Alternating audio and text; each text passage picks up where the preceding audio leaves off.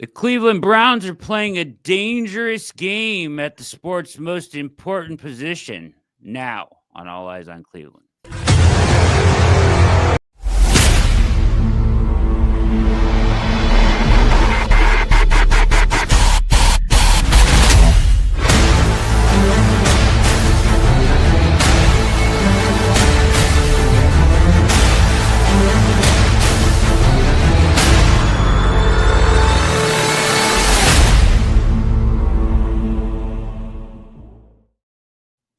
Welcome into All Eyes on Cleveland on the OBR streaming network, where the greatest chat in all the land resides. Welcome into the chat. Good to see you here tonight. We need you now more than ever. My name is Brad Ward. The man next to me is 34 Sleeps Case. What's going on, Big Case Dog? That was a cold ass intro right there, man. Gave me goosebumps. I'm hoping the chat feels the same. Let's go. Yeah. We're gonna get that reworked because I don't want it to say that's an old one. Mm-hmm. To pull it out of the hopper there. We're gonna get it reworked a little with some. Even before you went to the graphics, man, the way the dangerous game. I love it. Let's roll.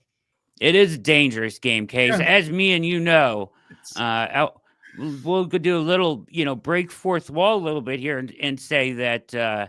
Last night, me and you had an intense, heated texting. My wife was like, "Are you fighting with someone via text message right now?" Because when you're pissed and you're texting, you're like going so fast, right? Lines, like all the biting my lip, and yeah. So, me and Casey were arguing via text message. It started in our OBR Slack, and I had to go straight to the source. I mean, Casey, we're gonna talk about it on the show now. Yeah, hell yeah. Let's go. I'm in a better place mentally to talk about it than I was then, because I got to be honest. Yesterday I was pissed, and I did OBR Weekly with Fred, and it was fine. It was a good show, but I couldn't really. It's not my show to go off on a tangent. You know what I mean? Yeah. So. Well, that fire hadn't been burning because around midnight I got the text. It was like, dude, gloves were off. It was Jacob making me mad. We should charge extra for that. Oh, yeah. So, so here we are. And they are playing a dangerous game, and I mean it. They are. Yeah. It's wild, and I don't know. So we have news today. Tevin Jenkins signed. We're going to talk about what that means for the team. We don't have any contract information, which I think is going to be a big part of this. Yeah, that'll tell us a lot. Yeah, I think that'll tell us a lot. So we're kind of guessing at this point, but we will talk about what that means for the roster, if anything, and his role. So good signing, as Charlie says in chat, for sure. I like the signing either way. Whichever way you're going to utilize him, it's a good signing. It's a good player, right? So yeah, he's a hell of a player. Yeah. Didn't see that one coming though. No, I got caught off guard. I was on my lunch break, and all of a sudden my phone blew up, and it was like, it's a bigger signing than people realize, I think. So it is. Yeah. Well, I mean, are people, is the public at large really aware of who the good offensive guards are? Like, precisely. But he's a good one. Yeah, he's one of them, and that adds a lot. So DeAndre Carter. Return specialist. Browns haven't had a lot of luck with return specialists. It's the one thing I need this regime to change their philosophy on. You should wasting a roster spot on just a pure returner instead of developing one of your younger weapons to do that role as they develop and add to your roster and give you more flexibility. Just we can go on, but the Jakeem Grant or it's just JoJo Natson. It's like it's crazy. I'm with you 100%. You only get so many roster spots. Now, is DeAndre Carter a good enough wide receiver to justify a roster spot for you? No. So then he shouldn't be playing. No. He shouldn't be on your team. Yeah, unless you sign him to try to sneak him on your practice squad and use him that way. Okay, but come on, man. Develop one of your actual skill players who actually serves a role. I just don't like this philosophy, and it's clearly something they're not willing to do because they keep doing it. They keep just dedicating a roster spot to a guy who's literally if anything, he gives you 1 to 2 snaps a game as a reserve.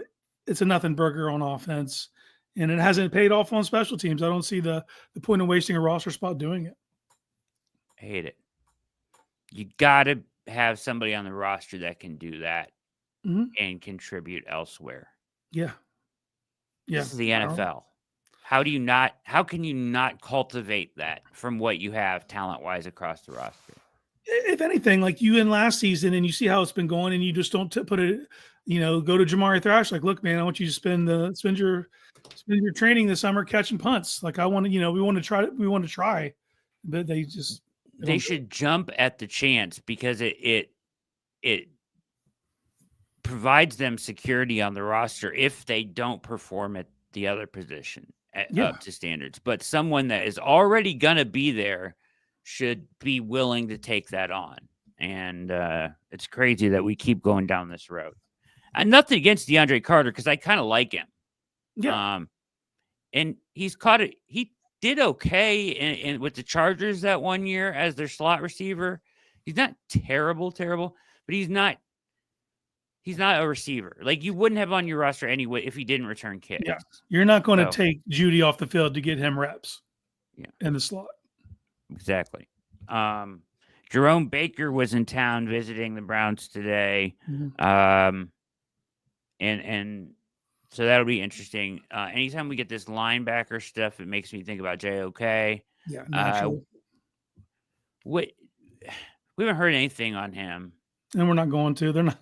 They are not interested in keeping us in any kind of loop. But I think if we knew anything positive, we would have. Yeah. It'd be videos. It'd be something, right? I would have to assume that at this point, it's not good news. Yeah. I mean, it's been 0 dark 30 since it happened. There was, when you start hearing the first thing we did hear was second opinions were needed. We didn't hear that because why would you need a second opinion? Second opinion, third opinion, fourth opinion. You seek out as many guys as you have to when it's your career on the line. And the only things we would really hear is when the players would slip up and they're like, they would say career altering. The words they were using in interviews. Good. No, none of it's good. Tony Brown has signed back on the contract. Same thing. Do we need him? We don't really have room for him. If you look at this roster, like, that guy can't get a roster spot. So unless you're just willing to do what they did last year, and I'll applaud them for the way they went. When they got to the final 53 last year, they had a practice squad with like 3 special teams aces.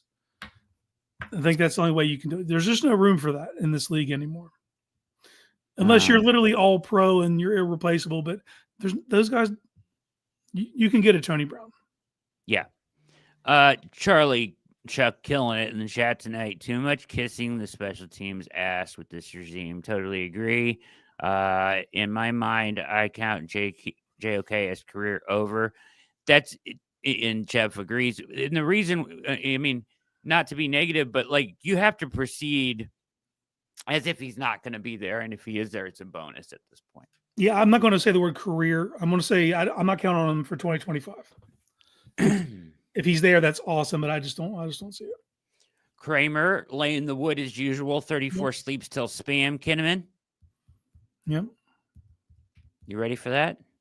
Are you ready for that? I'm not going to have to eat it. You say so. It's clear that Dart is going in the first round.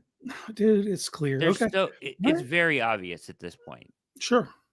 I'll clip all these up. You're still not budging off this. I'm going to clip all these up. I'm budging these on a first round talent. That doesn't mean that a team's not going to take them in the first round, Casey. Yeah, that doesn't mean, but I have to stand on my evaluation. I can't stand on some hypothetical what I think some other team might do. I'm standing on who I think that dude is. I don't think he's not a first round talent. They can reach if they want. And if they reach, I'll eat the spam. Neither Shador. Is he going to make it out of the first round? What do you mean? Shador's not a first round talent. Is he going to make it out of the first round? I don't know. I mean, he's slipping. I think You can't just say based on your evaluation when it's a quarterback, and I can, but dude, I am not calling the shots for these teams. What am I supposed to go on? Okay. I'm supposed to go. I will never be a group think guy. To put yourself in a GM's shoes and no, realize that's not what we did. We made the bet. We just made a bet. I wouldn't I'm the GM, like some imaginary GM. Well, that's how you have to think if we're making a bet. Spam bet? No, the bet wasn't based on evaluation. I'm not going to the group thinks he's this, so I need to think he's this. I don't do that. I think he's a certain thing. I'm going to stay with my eval. That's fine. But the bet wasn't about the eval. The bet was about, because I agree with you on the eval. Mm-hmm. The bet was about where he actually gets picked. Mm-hmm. So you have to take it. We don't have to. Exactly. Because I'm waiting. But you would want to probably consider how teams would approach that. And we know that quarterbacks go higher than their eval all the time. Mm-hmm. Right. Yeah. Because they're prioritized differently by teams, right? Yeah. I have him as a third round guy, I think. So what are we talking about then? Because I have him as a third round guy. If it was a second, maybe I could see the first. Case. Come on. You don't think a team is going to take him in the first still? No, I'm not. Dude, some team might take Kenny Pickett in the first round. Anything is possible. Anything could happen. I've seen bad quarterbacks go in the first round before. It's going to be a first go around. Okay, but that was the bet, right? Who said his case backing out the spam bet? Who said this? No, he's not backing out. He's not backing out. Are you not listening? No, he's standing on his principles. I couldn't be any more he's standing on his principles of evaluations, despite the bet being not about evaluations, but about where he actually gets picked. Yeah. You see my point? He's a third round pick in my mind. That doesn't matter. It matters where who's going to pick him where. Mm-hmm. Yeah, I understand. But if I think if he's the third round, to me, the second round's the reach. If he goes in the first round, it's a huge reach to me, but that's what it is. Okay. I don't have him as a third round, but okay. I do. I know. It's fine. It's all good. That's why we made the bet. Exactly. So high stakes too. It's high stakes for the record. It is high stakes. I mean? It's spam. Tensions are high. Yeah. Spam's on the line. Yeah. We really put ourselves on the line on this one. Never had spam. Never, not once. Never gonna have spam. Ooh. I feel pretty confident about it. I've reiterated this time and time again, man, before we get into it. I just think, I'm not, and it's not, you said the group thing. It's not group think. This is just something that I think. I think I was saying this before other people had him going in the first round. I know, but it is now. Now we've gotten to the realm of group think with the general consensus of him. Okay, but I said that way before this. Yeah. Before any of that. I know you did. I'm not saying you. I'm just saying I'm not going to change my mind because when the bet was made, he wasn't a clear first rounder. You know what I'm saying? It was like in limbo. But now that there's a general consensus that I'm not going to just go that way because everyone goes that way. I can't do that. Sure. That wouldn't be me being right to the chat or me being right just to myself. No, I agreed. What the hat's fire. Thank you, sir. Thank you. Yeah. Good shit, as DeAndre pointed out. All right, let's talk. DeAndre, I'll address this real quickly. Any thoughts on the Deshaun Watson video? No, I don't want to talk about him, and I really don't. If there's no reason to discuss him at this point. Do you find any, Casey? No, dude. No. Okay. No. Move on. Zero, bro. Zero. I will say this: if you're bored, read the comments under it because they're hilarious. Yeah. All right. So, playing a waiting game here, a dangerous game where the Browns' quarterback room was completely wiped out going into this offseason. Since then, they've signed Kenny Pickett. Casey's wearing the shirt. Kenny Pickett. As OG calls it, the small hands hive. Yeah. So brought this guy in to play quarterback for us. Tremendous move. Karma brought that quarterback in to play for us. Yeah. Karma So then did we fell into this waiting game where Minnesota was doing a weird thing, and I read an article about it where, you know, they organizationally, like, they signed off on going after Rodgers for this season, and they left it up to O'Connell to make the call. Yeah. And it's interesting because, and I don't think they're wrong in their evaluation that despite their record, he was playing pretty good football at the end of the year. End of the year. Yeah. Yeah. So you can look at him and say, okay, you know, he's a year away from the injury. He looked like he put up good numbers. He played better at the end of the year. With him on our team, and Minnesota's loaded, by the way. You know, maybe that makes more sense than rolling JJ out straight off the injury. They decided against it. It took a while. So now Rodgers has to decide. He made it clear that's where he wanted to go from the get. Yeah. Not happening. Now he has to decide between the Giants and Pittsburgh. It's the Giants, Pittsburgh, and the Browns that are vying for a respectable starting quarterback, in my opinion, or just a guy that you would consider a starter in 2025. Okay? This is where we part ways. Well, hold on. I need to say, I think that the reason the Minnesota ultimately decided not to go in Rodgers' direction is because after doing the research, they found out he hasn't yet sent dick pics to somebody publicly, and he can't complete the Favre circle until he sends the dick pics in New York and then goes to Minnesota. So until that happens, they can't do it.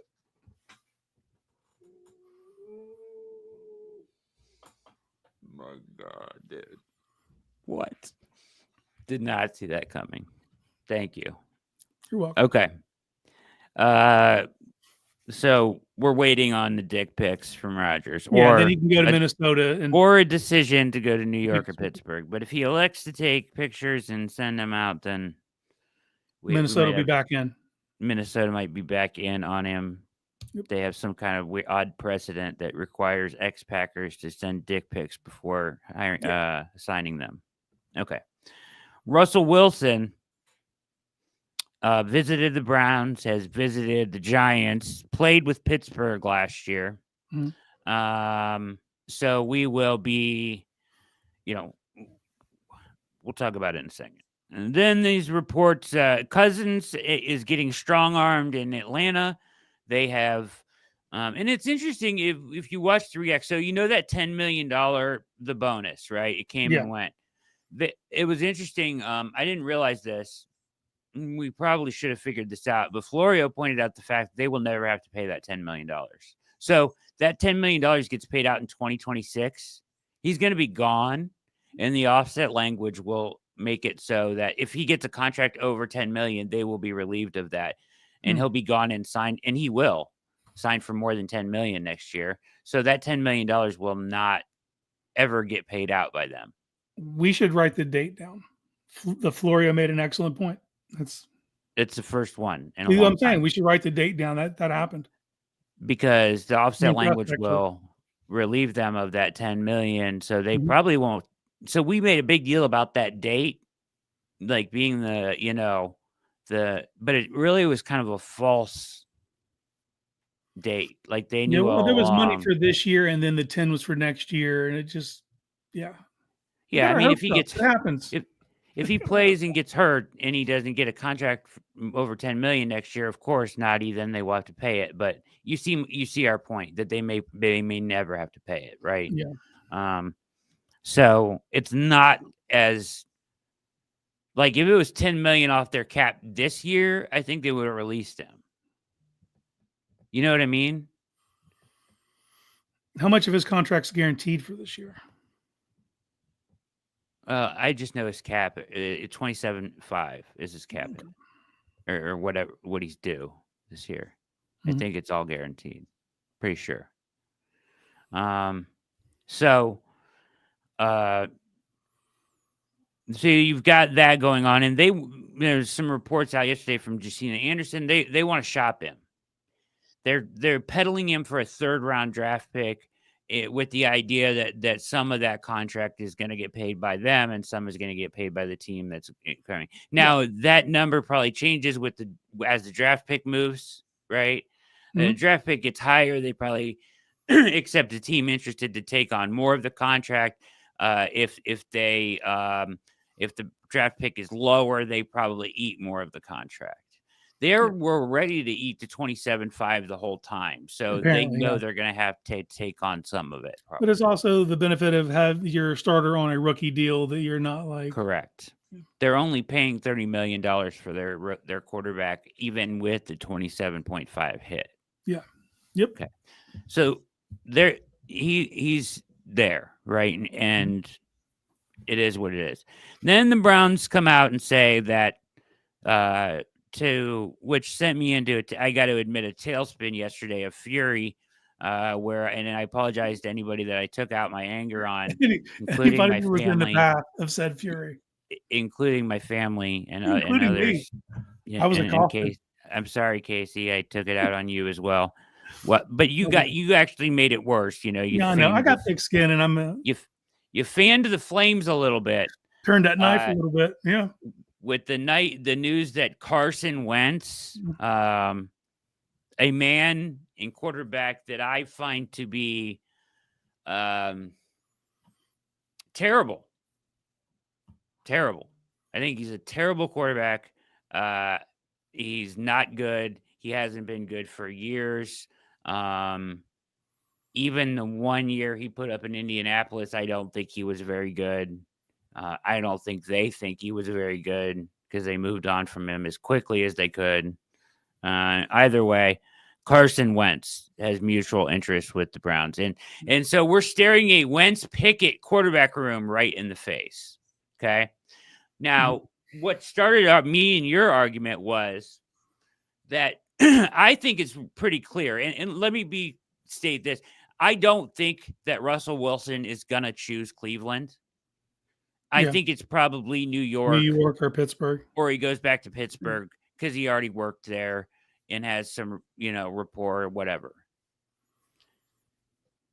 You tried to make the point to me yesterday. Well, he's obviously not it because Pittsburgh moved on from him. Well, Pittsburgh was looking for a better option, as you should always be, and they view Rodgers as a better option. Mm-hmm. So, that's not always an indicator of everything, right? Like, you're always going to be looking for a better option. Anyways, you like the idea of Wentz. No, my exact words were I could talk myself into Wentz easier than Russell. But I also I'm not handing a starting job to Carson Wentz. I'm not like, you're it and you're the starter. Like, it's a wide net approach. If Wentz is one of the guys they bring in that's going to compete for the starting job, I'm okay. I see why. Sure. And I'll try to remain somewhat calm here. The Wentz thing, and I get your idea. We're going to throw a bunch of guys at this. Yeah. But after Russ, so you can still do that. After Russ and after Cousins, they're all Jags. None of them are starting quality quarterbacks in the NFL. So you're just going to throw a bunch of Jags at the position. That's the idea at this point. Okay. Well, we see Russell different. Let's start with there. I don't see Russell as some guaranteed starting quarterback in the league. He does what he does. But how don't you see him as a valid starting quarterback in the league? How don't you see that? Like, you saw those numbers he put up last year. He won games. Yeah, they limped in the playoffs, whatever. It's better, far better than the level below him. He's not a backup quarterback in the NFL. He's a starting quarterback in the NFL. You don't think he fits the offense. I get that. Mm-hmm. But, you can't just say that he's terrible. He didn't put up terrible numbers. I didn't say that. He's going to – so what are you going to pay Russell? 25? I'm not even talking about compensation. No, for me, it factors into it because if you pay him what you have to pay him, it's the most important position in the game. You're not going to be taken seriously with Wentz, Pickett. We just see him different. Okay, it's okay. We see Russell different. I don't see him I don't see him as the savior. I don't see him as some guys want to come in. I don't see him as any kind of savior. You know, I hate his guts. You know, I hate him. He's a huge douchebag. But comparing him to Wentz as an option at quarterback, there's only 2 guys left that are starting caliber guys left out there to be had. It's Russ. You don't think he's a starting quarterback in the NFL? I don't think he's the answer for us. I don't see him working here. I don't see that. And explain why. We talked all the offseason about the excitement of going back to Stefanski's offense. I want to see that. I don't think he can run his offense. Yeah, he's not. No. Why? Because of his style of play. Who he's always been. He won't throw over. Because he won't throw over the middle. That's part of it. But he will throw over the middle sometimes. Sometimes, but if you can look at the spray chart, and it's not recent, it's career long. He avoids it like the plague. But he threw 2 touchdowns on us over the middle in that snow game, though. And it was a beautiful throw. Yeah, we got beat by Winston. So we'll go and point it out while we're here. I don't see him as a fit. But here's the bitch of it. I don't see Wentz as some fucking obvious answer slam dunk either. I'm not. And here's the bad part. Both those dudes are bad in the locker room. So you're still drafting a quarterback, right? It doesn't. But the guy that we're drafting is not going to be able to play this year at a competent level. If you're not taking him high. Do you think he benefits from being in a room with Russell and meeting rooms and quarterback rooms? Dude, they got to win games, Case. Like, I would love to live in a world where they can just pick the nicest guys and the best mentors to bring along the guy that they draft in the second round or whatever. But that's not reality. They will win 4 games and they will lose their jobs. Yeah. Why are they connected to Winston if it's such a terrible option? I think that's their backup option if they can't get Russ. They flat out said that. That's what I'm saying. So it's not like I'm just pulling some name out of I can talk myself into him, but for me it's a group. If he wins the competition, I'm willing to see what he has. I'm sorry, that fucking infuriates me. I can tell that's the Browns' answer so far is Pickett and Wentz. That makes us look so unserious of an organization. Nobody can take us seriously. That's absurd. So Russell, you add that one name, and it's no longer there. They did great. He's at least a starting caliber quarterback. Wentz has not played in 2 years. He played 1 game last year and lost 38-0. Couldn't even score a point on the Chiefs, and he's the solution. Who else did they sit in that game? Who else did the Chiefs sit in that game by chance? Huh? Who else did the Chiefs sit in that game? They played all their starters. What do you want? He's going to have a lot better roster here, right? Than the Chiefs' backups? Yeah. Come on, Casey. You know what I'm talking about. He was terrible in that game. He was terrible for the Skins. The last time we saw him get the starting opportunity. You talked about teams keeping guys. The Rams didn't keep him. You said he's such a good backup. The Rams didn't keep him as a backup. You keep saying I said things I didn't say. You did. No. I said he went to the best place to rehabilitate his career. He was terrible in Washington. They got rid of him. Okay. That was the last time we seen him. He was terrible. He went and he rehabilitated. He wasn't good in Indy, despite the numbers. He was not good in Indy. He was his name. Yes. Here's what I'll say about Indy. His numbers were very similar to Russell in the same season, but fine. But in crucial moments, he was bad. He was bad in those pivotal moments. Awful. Yeah, I'm not here trying to say he was good. He went to the best places he could to rehabilitate his career. Am I willing to see what he has now after being with McVay for a year and Reed for a year as one option? Not saying he's the starter, but to bring him in and see what he has. Yes. Yeah, sure. If they can't get Russ.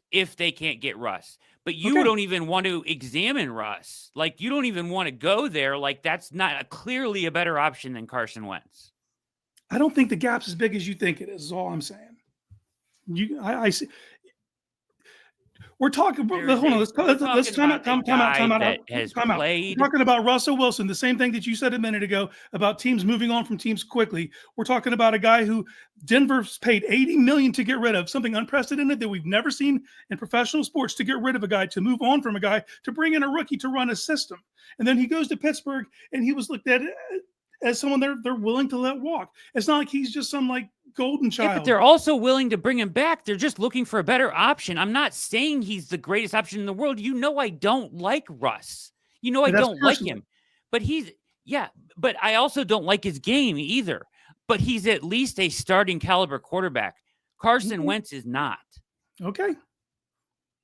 I'm not speaking definitively on what Carson Wentz is right now because I don't know. I can talk myself into seeing. I know he's not kicking the tires. I hear you. I hear you. I'm willing to let him bring him in and kick the tires. I'll save you the time on kicking the tires. I'll save you the time on kicking the tires. He's not it. Wentz ain't it. Okay. What are you going to do when we find out when they don't sign Russ? What are you going to do when we find out when they don't sign Russ? I guess we're going to find out. That's my point. That's why I'm so angry. Okay. We're going to have a quarterback room of Pickett and Carson Wentz, and teams will be laughing. I will laugh at us if I'm not, just to keep from crying. Yeah, no, that is as bad as it gets. Those two, I'm going to be pissed too. Bring more people in, dude. Bring who? Who else is out there? Anybody, Brad. Anybody. What do you mean who? Anybody. But who else is going to be any better than what you're saying? You got Winston and Pickett. Jameis Winston. If you bring him in, I'll be Winston. Cool. You bring Joe Flacco in with those guys, and may the best man win. I'll be cool. If the rookie wins the competition, I'll be cool. You're telling me to have faith in Russ and Kevin Stefanski, and I'm telling you, if they can't get Russ, I want to have faith in Kevin Stefanski to get one of those guys to play at a level where you can compete. That's what I'm saying. That's what I've been saying. I'm telling you, it ain't going to be Wentz. Okay. I'm all right. I would rather go with Flacco. Okay. I'm not going to argue. I'm not arguing. But that's after you try to get one of the serious starting quarterbacks that are left. You should be doing everything you can to try to get Russ or Cousins. Cousins would be my first choice. I think he was legitimately hurt at the end of the year. And in the first 9 games, he looked like regular Kirk Cousins. So you should be doing what you can to get him. Now, you and Jacob have told me it's silly to try to go trade for Russ, for Kirk. When did I say this? What are you saying? Saying Jacob said he wouldn't give up a pick for it. I thought you agreed with him. No. Okay. No, dude, just from day one, I said Kirk fits this. He's the best fit. Now, the longer this goes, it seems more unlikely that he's not going to be the guy. But like, I agree. You should try to get Kirk Cousins. And if you can't get Kirk Cousins, make whatever move. And if it's Russell, it's Russell. I'm not going to sit here and bitch about it. Like, I don't see him as a fit. But if they do, great. If Kevin Stefanski thinks Russell can run his offense, he knows fucking way better than I do. So bring him in and let him do it. I just don't see it as a fit. That doesn't mean that it won't be. I'm not trying to speak definitively on who these guys are. I just, from what I've seen so far, I don't see that working.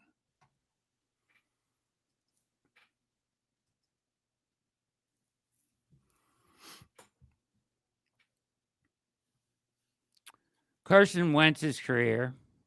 It's unfortunate, actually, what happened to him, but he started one game in Kansas City and one with the Rams. Both week 18, I think, right? Before that, he played with Washington, and he got benched for Taylor Heineke, right? Yeah, he's terrible in Washington. Yeah, and he looked terrible because that red hair with that maroon uniform. Yeah, it was bad. It was unfortunate from Jump Street. Incredibly cringeworthy. And then in Indy, he had good numbers. But as we already discussed, in critical moments, he was making bad decisions. Necessarily, and his turnovers were just like, he turned the ball over at the worst times, and they're the worst looking turnovers you'll see. Okay, so before that, back in Philly, he was benched there for their quarterback now, 16 and 15. So he went in the since 2020, and that's 5 seasons. He went 16 and 15 benched, 27 and 7, 11 and 9 benched, backup played 1 game, 2 touchdowns, 1 interception, backup 1 game, lost 38-0. Yeah, 12 and 19. No, they didn't lose that because he was that. You know what I mean? It wasn't like. But I read an article today that said that the Rams fans wanted them to keep Wentz as their backup after 2023. Yeah, they were like, he's a good backup. They didn't. They moved on, and they signed Jimmy Garoppolo, and then he went to Kansas City, and they have decided not to keep him as their backup. Don't you think if he showed anything, these teams would be like, hey, we should keep him around for a couple of years if he's a good backup? Maybe. I don't know what he works. I've heard he's not good in locker rooms, so that's what gives me pause. Which is the same thing with him and Russ are both. You're not going to find people talk good about both of them guys in locker rooms. Here's the thing. Once upon a time, Wentz was a good quarterback. Yeah. I think his arm's gone, Casey. His arm's shot. Even in Indy. Hold on. We can't speak definitively that it is just shot. You think it's gone? I'll take that. But that's just saying that it's over. It's over. You'll never throw football again. Like, I'm not crazy. Saying that. I'm saying you just said it's shot. In my opinion, I watched him play in Washington, in Indianapolis. I watched a lot of those games. He was bad. He had no zip on the football. He was late. He was just bad. It's obvious that he was bad. He hasn't been able to garner a starting job in a league that has some terrible teams in it. All right. When I'm looking around the league at people that could possibly pop, right? When you're looking at what Geno was able to do, this is a very similar situation to Geno. It's less comparable to Darnold because Darnold's younger. But I'm just trying to, I'm not saying he's the starter. I'm saying bring him in and see if you can catch lightning in a bottle. He has the base level of talent. And what appeared to me was his confidence just got shattered. From the second they drafted Jalen Hurts, it's kind of been a nosedive from confidence from when he was a starter, at least. And you would think that he's been in enough new scenarios, enough new places that he would be able to wipe the slate clean. But we saw that wasn't true in Washington. He was handed that job there, and it was awful. So he goes to rehabilitate his career. I am willing to see what he has in the tank. That's all I'm saying. Okay. That's fine. If you want, I'll bring him in and let him battle it out if it comes to that. If it comes to the point that we have exhausted all other options. Yeah, and I think they should be making whatever run they can at Kirk, but Kirk's got a no trade clause too, so at the end of the day, what he wants actually matters. But where we really part ways on this, Casey, is that you think he's a better option than Russell. No, I said I can talk myself into it. Is what I said. I can talk myself into better than Russell. Better than Russell. More than I don't see Russell as a fit, man. And Russell gets, you bring Russell in, you're handing him that starting job, and it's his job. Well, of course. He has put up starting caliber numbers for the past few years. He played in games on a team that went to the playoffs last year. And you think that's because of him, or they like drug him I'm not saying that's I'm not saying that like it's some huge accomplishment, but it's a hell of a lot better than a guy that's been backing up teams for the last 2 years. I just don't know. I don't even know I just don't know how logic can even say that. Like, he's good enough to win games. And I trust Stefanski enough to put him in the system and allow him to win games. Okay. You made that point about Denver, but look at the year they sent him away. He was 26-8. Yeah. And he wasn't running the system. And Sean Payton. It's a different system. Sean Payton and Stefanski don't run the same damn system. I'm not saying they do, but he refused to run it. The reason Pittsburgh's willing to move on because he was changing plays last year. Like Russell does what Russell does, and he does his thing well. Do we know that definitively? Like, do we know definitively that he's be a key and a cog? He's just not going to run your system. We know definitively that he's going to come in here and be a problem and not run Stefanski's offense. You know that definitively? No, I'm just going on history. I'm just going on the same thing you're doing with Wentz. I'm doing with Russell. I watched them pay $80 million to get rid of him. Why is that? We can't act like that didn't happen. We can't be like, Oh, he's a Sure. starting quarterback. Like they But look at literally he is a broke a starting record quarterback. He in went the NFL to get rid of the 26 and dude. 8 that year, Casey. He was 26 and 8 that year, and he played well for them that year. So well, they ate $80 million to get rid of him. He didn't like him. They didn't like each other. You know that's why. It was off the field stuff. It wasn't on the field stuff. You know that. No, he wasn't running the system. Okay. That's why. What do you mean? Okay. What did he do off the field that was so egregious that Sean Payton was like? Well, it wasn't something on the field because he wasn't. I mean, I'm not You're saying just going he was off amazing. Okay, man. Yeah, those stats. He's the man. I'm not calling him the man, and You're you know I don't think he's the man. But out of the options left, Casey, common sense would point to a guy that went 26 and 8 and 16 and 5 the last 2 years than a guy that hasn't played more than 60 snaps the last 2 years. No? Dude, that's not common sense. Dude, we see Russell different. It's cool. If he works here, that's fucking awesome. If Stefanski thinks he can run the offense and they bring him in, I'm not going to sit here and fucking flip a table. Cool, let's do it. Let me see it. I can't wait for the interviews then at that point. I can't fathom how your brain gets to a place though, and I love you, Casey. I can't fathom how anybody's brain gets to a place where you're like, Carson Wentz, yes. Okay, we've got these options out there. We've got Wentz and we've got Russell Wilson. I'll go with Wentz. That's insane to me. Okay.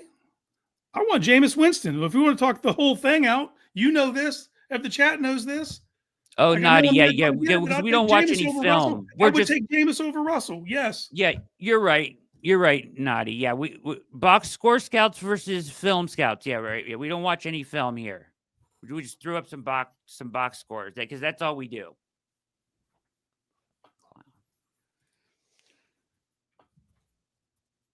Anyways, we part ways on that, and that's fine. I don't think Russ is the greatest fit ever either, but I think he's a competent player that Stefanski could coach enough to get some wins with, and they need to win games.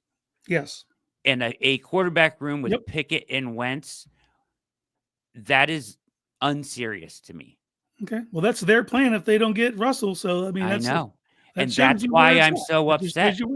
And I get that. And that's why I'm so upset. Mm-hmm. And I can't believe that you're not as upset that they could have a quarterback room with Pickett, Kenny fucking baby hands Pickett, and Wentz.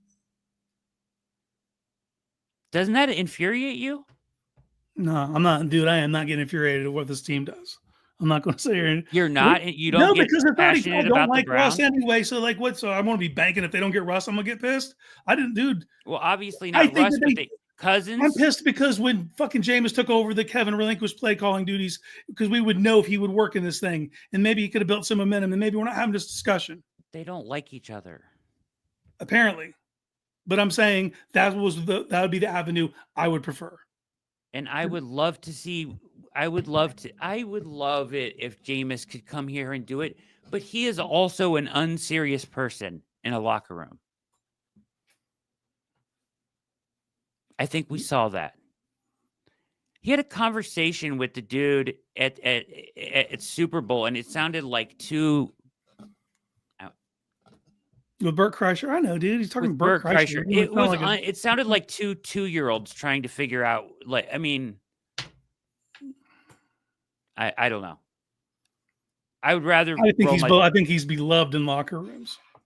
I think he's unserious in post-game press conferences, and when you're losing, it's clown shit. It becomes very laughable, and when you're losing, to that point. When you're winning, it's fun and it's upbeat. I guess, but like in the playoffs and stuff, when shit has to be serious. I don't know. So, Levi, you think Winston is the answer, huh? Interesting. I don't think the answer's out there. That's the other problem. I don't think the answer's there to where like, I agree. Oh, shit. But like, how did we get here? So let's talk about that. That's the point. That's the bigger problem. Despite who we think is the answer is not out there unless maybe Kirk Cousins. And you're going to have to give up an asset for him now. And it feels like So they put all their eggs in that basket, and the quarterback carousel went round and around. The musical chairs played, and the quarterback sat down, and no one sat down in your seat. so I am legitimately like frustrated with this franchise that after 3-14 you could let this happen. And knowing it's must win, knowing that you got to put up something. You got to win games. You couldn't get Daniel Jones, any of these guys that were out there that are at least a level better and we know have played football recently. No offense. And, you know, you guys want so manifest Cousins is not the answer. Okay. I mean, who is the answer then? There is no answer out there right now. There's no good answers out there. And the reason Cousins, the only reason Cousins is the thing to point to is because we talked about going back into Stefanski's wheelhouse, and we just need someone who can run the fucking thing. Just that's it. That's it, man. And it can be mid. It can be like upper tier mid, and you're cool. You know what I mean? Yeah. As long as he can run the system. And That's my point. You're saying my exact point, world's fastest. I get it. Maybe dudes don't want to come here, but you have to be able to figure it out. Like, so that's it? Because guys don't want to come to Cleveland, then they're off the hook then? Well, does it help when your best player goes on a smear campaign during the Super Bowl? Does that like get people to want to come there? It feels like it would. Yeah, I mean, I shouldn't be upset then, world's fastest, because yeah, can't blame Kevin and AB because guys just don't want to come here to Cleveland. Oh, shucks. I guess we'll roll with Kenny Pickett. I shouldn't be upset about that. I mean, come on, man. What are we talking about here? Anyways, so the other option is I'm not MC. I'm just trying to, I apologize that I get upset, but I mean, I am upset. I mean, this is not ideal. And I don't want to see Kevin get fired for not being able to ever have a serious quarterback to run his offense. And to this point, we had Baker who was serious.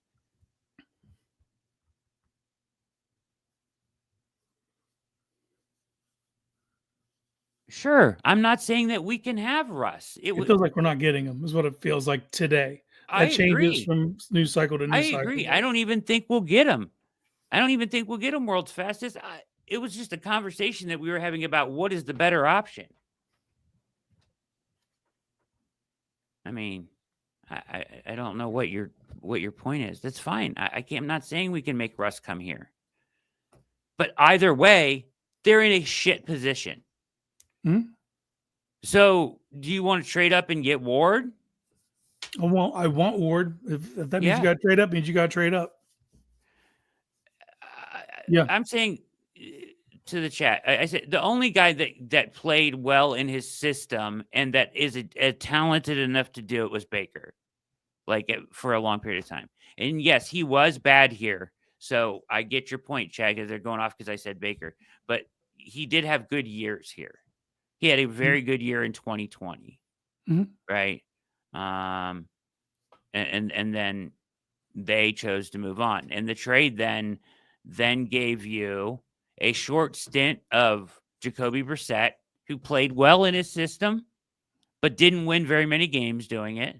Yeah, I think the Jacoby Brissett thing is the best he's ever played. Mm-hmm.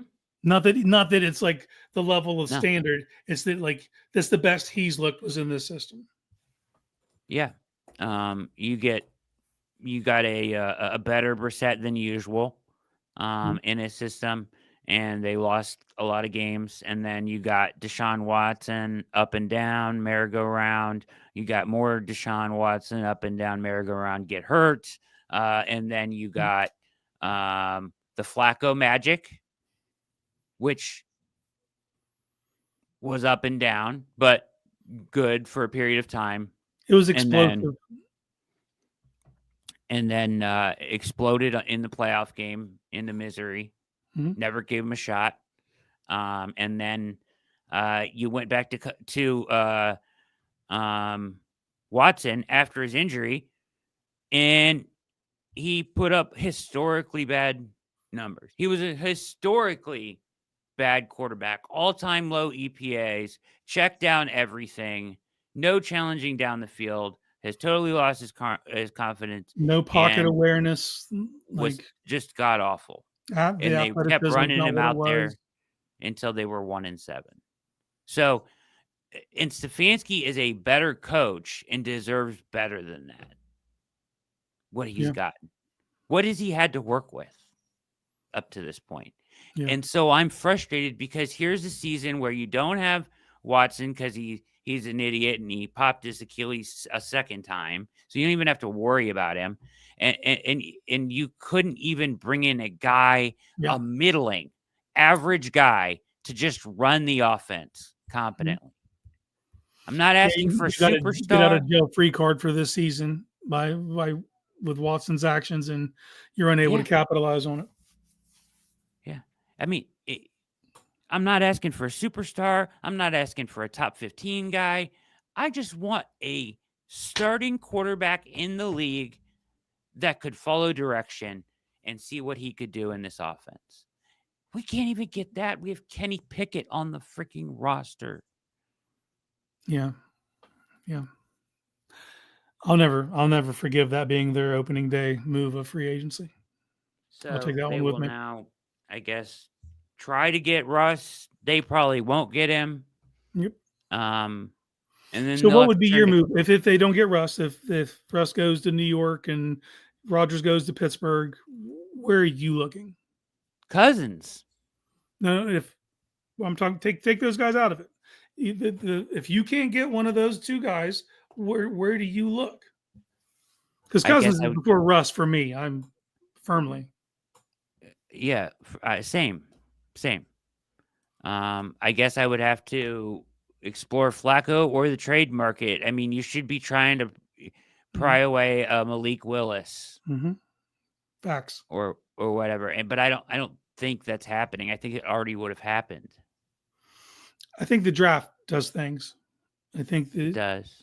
I think you could see movement right before the draft or during the draft for a player like that. But yeah, if a player they want becomes available and you're holding the pick, Of what's left on the free agent market, I guess it would have to be Flacco, just because he's ran the system and we've seen him have some success. And you try to catch lightning in a bottle again. I just fear that it would be short lived, and he's plus 40 years old. Yeah. So it's not like a real legit option. And so, they take a quarterback at 33, or they even trade up into the back of the second round and get either Dart or Milrow. Neither guy is going to be able to win games in 2025. Yeah, agreed. So that's where I'm at. So, I did a mock today where I have them trading up to 1. Yes, you did.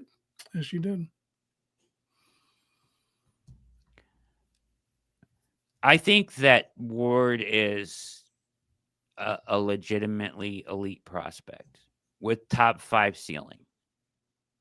So if the Titans, which at this point it doesn't feel like they are willing to even really entertain, because it felt like the Giants were like calling on it a little bit or testing it and they never got anywhere. So if they were willing to entertain trading, you're one spot away. I would be if it took 2/3, I would do it in a second to get up there, which is what people were saying. Well, but we still have over a month to go, man. So I get the Titans not wanting to give anything unless someone gives them the sweetheart deal. They're not going to just give it up. They're going to hold on to it and see if that pick becomes more valuable as you get closer. But it's just I talked about this with you last night. It's the flow of this. If we rewind 4 weeks ago, it was they're taking Abdul Carter. Rewind 2 weeks ago, it was they're going to end up trading to the Giants. And now it feels like it's on Ward. That cycle will move again. It isn't just going to be the Ward from here to there. There'll be other, just the way it's perceived by everyone around the league. I would trade up to get him if you could. If you can get Cam Ward, you have to get Cam Ward. You might not be able to. It takes two to tango. Yeah. And, so, but that pick becomes more valuable the closer you get. So you want to if you're the Browns, you want to get that secured as quickly as possible. World's Fastest saying that they want a 1 next year. Yeah, that ain't happening. That's crazy. To move That's up one crazy. spot. You can't legitimately ask for a 1 to move up 1 pick, because not only the Browns are in the nice spot of the Titans can trade out of that, gain an asset, and get Abdul Carter. Mm-hmm. I mean, I've said it on here. If I'm the Browns, that's the trump card I'm using. Is like, look, dude, you can jump around, you can get more assets and get your guy. No other team can offer you your guy. You and Abdul Carter, we're the only team that can hand deliver him to you, and you get more assets. Or whoever else you want. You know what I mean? And you have a first-year GM. Are you willing to set your clock right now by this quarterback? Because we know when you're a GM, you get to do that once for sure. Is this your guy? Because if he's your guy, they're going to do it. But if they're iffy on it and they think they can, play the longer game. Yeah. Yeah. But then they're going to call the Giants after we offer whatever we offer. They're going to call the Giants and say, here's what Cleveland's willing to do. What you got? Yeah. If they get to that point. So you got to be ready for that. Here's the names that are out there real quick before we talk about Tevin Jenkins. You refresh this. It's been a few days. Oh wait, these guys are not available. Be nice if they were. What is going on here? Okay. Aaron Rodgers, Trey Lance, Drew Lock.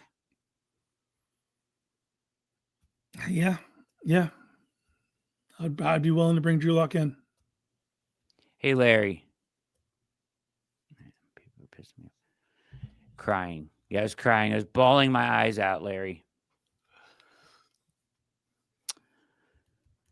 Joe Flacco, Jameis Winston, Carson Wentz, Case Keenum, Easton Stick, Josh Johnson, Teddy Bridgewater, CJ Beathard. Bridgewater? So he said? I'm not all these names. No one's getting that starting job handed to them. But he's a guy I would consider to bring in to see what's up. Hold on, MC. I've been out of control. Have I been out of control? No, but you did get emotional.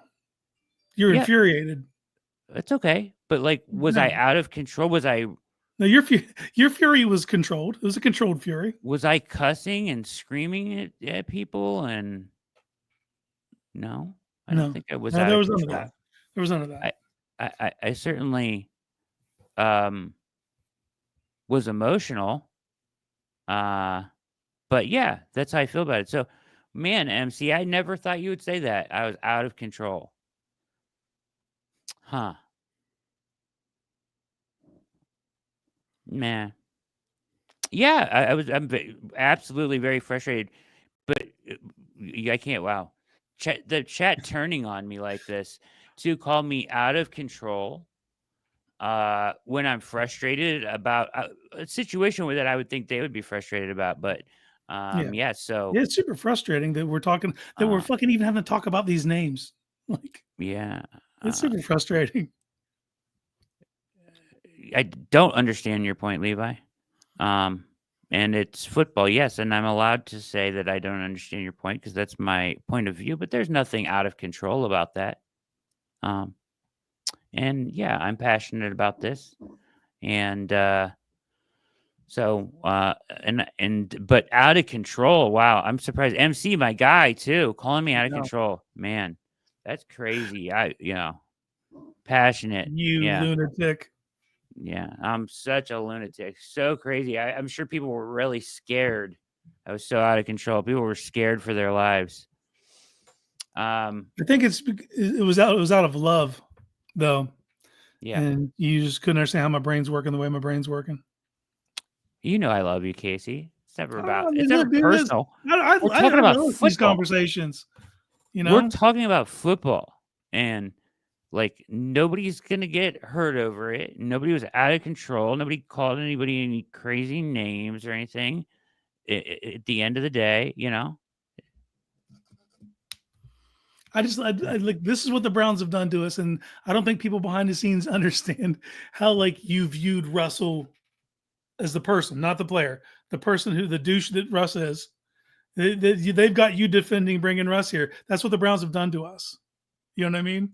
That has come. That's the most far. insane part. That's the most insane part of it all. People wouldn't know how you feel about Russ, like as a person, to be here right now is wild. The hate I have for him. Yeah, man. Thanks, Charlie. I thought this was a safe space, MC. Huh. That's surprising. Anyways, where was I? Oh, wait, we were talking Bridgewater. He's almost 33 years old. Tim Boyle, Tyler Huntley, been down that road. Yeah. Rippin, Jeff Driscoll, Desmond Ritter, Sam Ellinger. Oh, God damn it. So, Flacco, where is Locke? Is he a free agent still? Yeah, he is. Obviously, I'm looking at the page right now. Locke, I don't think he's the answer, but could Stefanski coach him up? If he's part of my wide net, I wouldn't be mad. If you're doing the wide net approach. If you bring in Wentz, if that domino falls and I'm still alive afterward, my God, to see it, just kidding. If that domino falls and I'm still alive to see the rest of it, then sure, bring in Flacco, bring in Locke, bring in all of them, and let them battle it out. Yep. Right. Have a mid off. I feel MC has judged me. I feel judged, and I'm gonna wear my sunglasses.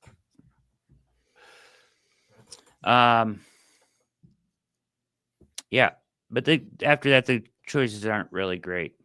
You know what I mean? No, you said it before all this. Is for the love of God, try to trade for Malik Willis. Malik Willis. I know that the noise got real big from Milton this week, and I haven't been fortunate enough to really be online much. But when I'm on there, I definitely saw the rumblings that the Patriots were wanting a third for him. He is a high talent. He has a high talent. Like the tools are there that he's never able to put it together in college. He had one good game in the pros, and all of a sudden everyone's just sold. Like third round seems steep. Yeah. Very steep. For a guy that, what did he play, one game? Yeah, one game. One game. So and it lost him the number one overall pick, by the way. We're basing it off of one game. Yeah, I know. It's wild. It's really wild. It is. He was impressive. Physically, he has every tool. He was that when he came out of high school. He was the number one overall recruit coming in, to college football. And it just wasn't able to really come to fruition. He had some decent success at Tennessee, but Tennessee's a limited offense. It's really hard to judge a quarterback, based on what they do there because of what they're asked to do there. I'd take a shot on Levis. Levis is a see it open, rip it type guy. Physically, he's once again he can do some stuff physically. Hendon Hooker is once again a Tennessee quarterback, but like he's kind of not. I haven't heard anything from him since he's been there. Now he came off a nasty injury in college. He was basically getting a redshirt year, his first year as a backup for Detroit. But then last year, I didn't watch any of their preseason games, so I'm unaware of what they were able to put together. But but none of these guys are a guy that you just sign and he's the guy. He's just you hand him the gig and oh Jesus Christ! We're going to see him play this year. He's going to play. Don't tell me that. When's the last time a third string quarterback didn't play for us? I'm very aware. No, I know. It's going to happen. So sad. Karma. We'll make sure of that. So sad. You think we could get him on the show? No. Probably hates our guts. He doesn't know, does he? Does he know? No, he doesn't know. I'll get him to sign this. They've got a I'll website. get him to sign it. Did you see the website I Yeah, sent you you? sent it to me. Yeah, I was at work. I couldn't respond, but yeah, I did. And then I saw it. Isn't that wild? Yeah, it is. I saw it somewhere and I was like, get out of here. There's no way that's real. But it's real. It's real? I'll show it to y'all. This is an actual website. It's called kennyshands.com. And it's special. Let's do it. All right. This is the website, right? kennyshands.com. And it says, are bigger than a Ticonderoga #2 pencil. His hands are bigger than that. Yeah, that's what they're saying. So Yeah. then you hit try again, and it puts up another device. Kenny's hands are bigger than a Game Boy Advance. Yeah, we'll say so. Are bigger than an ostrich egg.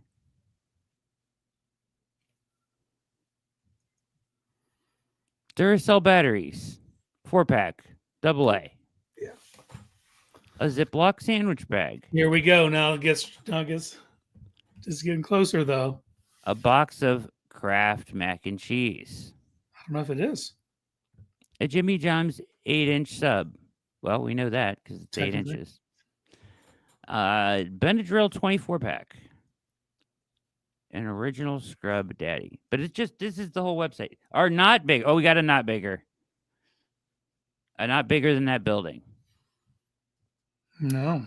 Are bigger than, yeah. So this is the whole website. Are bigger than this. Not bigger than the St. Louis Gateway. Roku remote's bigger, by the way. Those things get lost so damn easy. Oh, they really do.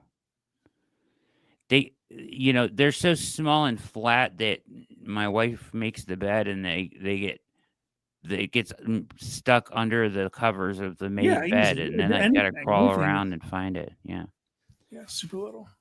Not bigger than a 50-pound. Yeah, so there you are.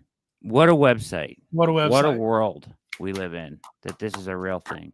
Props to you, web designer. Yeah. Okay. Tevin Jenkins today. I want to measure my hand now. Yeah. Do we have? I want to measure mine too. I mean, they do it like pinky to thumb, right? Like yeah, dude. I don't know, man. I don't know. I'll find out. We should measure our hands next show. Okay. That way we know. All right. So, whoa. Hang on. What happened? They took my thing? Where'd it go? What did they take? What did they take from you? I had a, right here, I had a Tevin Jenkins slide, and it's gone. Poof. Anyway, so they signed Tevin Jenkins, which is really interesting. And it's a good signing. He's in his late 20s, right? 27, I think. I didn't see his age. Just looked at it. 27. He's got great PFF grades. He plays guard. He's played multiple positions, including tackle yet last year. So he's versatile in that way. Did he play some last year? I knew he did in 21. 26, says Charlie Chuck. Thank you, sir. But yeah, so he top of the market though guy. Well, they just paid money they just traded for Joe Tooney. Yeah. So that kind of moved their plans off Jenkins. But going into he's a I mean, if I'm just a broad stroke, he's a top 8 guard. You know what I mean, in this league. He does have an extensive injury history. Yes. Drew posted that earlier. I believe he's missed 27 games over 4 seasons. Yeah, that ain't great. But for what you're signing him for, would I rather see Kenny or Watson? I've seen Watson, and I don't want to see it anymore. And I've seen Kenny, but Kenny can at least throw the ball down the field. So I would rather see Kenny. And I'm not sure Kenny's not a better athlete at this point. Yeah, he might be. I think he is. That's crazy. It's wild. Jesus yes, Christ. that's insane, right? Jesus But Jenkins. Now the question is, does this do anything in your mind to the roster? Like, does this put Teller in any kind of trouble? Because he's on a deal that has no guaranteed money right now. Yeah. Yeah. I mean, I think that's the first thing you think of, right? Yeah. I mean, don't get me wrong, too. We've seen what the injury luck's been for the offensive line. They've not been able to stay healthy. So could it just be insurance for that? That could very well be possible, too. And I think that'd be the best case scenario. Yes. But it could make Teller expendable, yeah. Especially if we get closer to the draft and something becomes part of a trade package. You know, if Bill Callahan would like Teller in Tennessee, would that help get you Cam Ward? I don't know. Pete made an interesting point about the way it was rolled out by the team. Yeah, it felt very low stakes. Right? No money information at all. Very low profile signing. Makes you feel like it's a depth signing. But it's like, to me, offensive line play across the league so piss poor. Like, it's hard for me to believe this dude didn't have other suitors. Had to. Like, right? Offensive line play is bad. And he's a quality player. For me, like, the fact that we just got him on a cheap it feels unlikely. But the way they rolled it out, it was like, hey, by the way, not a big deal. But here's, you know. And then I also saw speculation maybe Joel is leaning towards retirement now after he did, maybe he had an injury while training and they're just like hedging bets, I don't know. I don't think so. I think I hope not. I hope not. Well, maybe, I'm just saying, I'm seeing speculation. When you make a signing like this and you already have 2 starting guards and you go get another starting guard, he is a starting caliber offensive lineman in the NFL. When you go do that, you're going to force that speculation. Yeah. But you made an excellent point earlier. We'll know way more when we see this contract what their plans are. Yeah. Till then, it's like, if they had to outbid teams to bring him in, I don't know how they wouldn't have. If not, he needs to fire his agent. Right. Like, how do you not have like multiple suitors for you? I don't, and point, Larry pointing out that he's played on the left. I don't really think that matters. Do you? No, he's played on left and right guard. He's played both. He's played both sides. Yeah, he's played left tackle. I'll argue when he was playing left tackle, that 2021 Bears offensive line was terrible. It was like out of necessity. Like when we stick Joe out there, it's kind of a similar situation. He's that good of a athlete that he can do those in an emergency. Yes, but do you want him doing that full time? I don't think so. Yeah, I agree. I think best case, I would like to see them just restructure. Maybe his presence is enough to gain some leverage on Teller and restructure his contract. But I think if you could restructure him to take less overall, with the trade-off they always do. They did it with Chubb. They just did it with Bitonio or Conklin. I mean, we'll give you some guaranteed money. You give some off the top, right? And you can earn it back with incentives. I hope that is the solution. And they keep him and Jenkins just because of the depth issues they've had there. Yeah. The more bodies, when you think about Cornelius and Jenkins now, those are both really good offensive linemen that, as we sit here now and talk, and we don't know what's going to happen with Teller, but as we're talking now, would be tremendous depth pieces, like starting caliber depth pieces. In the swing options, they can play either side. Can play multiple places, both of them. So I would feel really good about the offensive line, except we don't know what's happening at left tackle. It could just be Cornelius until DeWand is ready. And DeWand could be the swing this year if he's come, if he's slow to come back from injury. Yeah. and can do the same things. Bottom line is you didn't get worse today. You know what I mean? You got better on the offensive line today.